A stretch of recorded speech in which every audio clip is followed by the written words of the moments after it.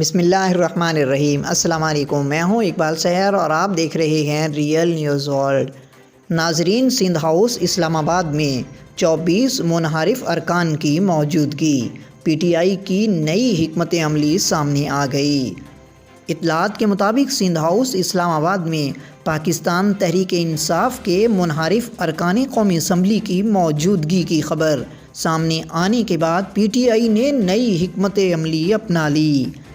P T I نے Sindh house اسلام آباد میں اپنے ارکان سندھ اسمبلی کے لیے کمرے مانگ لیے۔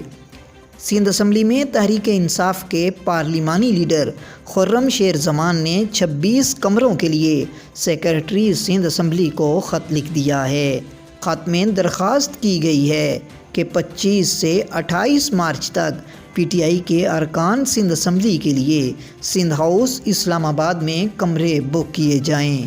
خط میں یہ بھی کہا گیا ہے کہ پی ٹی آئی ارکان سندھ اسمبلی کو سندھ ہاؤس میں کمروں کی فراہمی کے لیے انتظامات کیے جائیں۔ واضح رہے کہ پاکستان تحریک انصاف کے رکن قومی اسمبلی راجہ ریاض نے دعویٰ کیا ہے کہ ان سمیت 24 کے قریب پی ٹی آئی ارکان قومی اسمبلی سندھ ہاؤس اسلام آباد میں موجود ہیں، جبکہ اس کے علاوہ اور بھی بہت سے ارکان یہاں آنا چاہتے ہیں اور ضمیر کے مطابق ووٹ دینا چاہتے ہیں۔ سندھ ہاؤس میں موجود تحریک انصاف کے ارکان اسمبلی کے نام بھی سامنے آ گئے ہیں۔ وزیر اعظم عمران خان کو سندھ ہاؤس میں موجود ارکان قومی اسمبلی کی فہرست ایک قومی ادارے کی جانب سے پیش کر دی گئی ہے۔ ذرائع کے مطابق پی ٹی آئی کے راجہ ریاض، نواب شیر، وزیر رانا قاسم نون، غفار وٹو سندھ ہاؤس میں موجود ہیں۔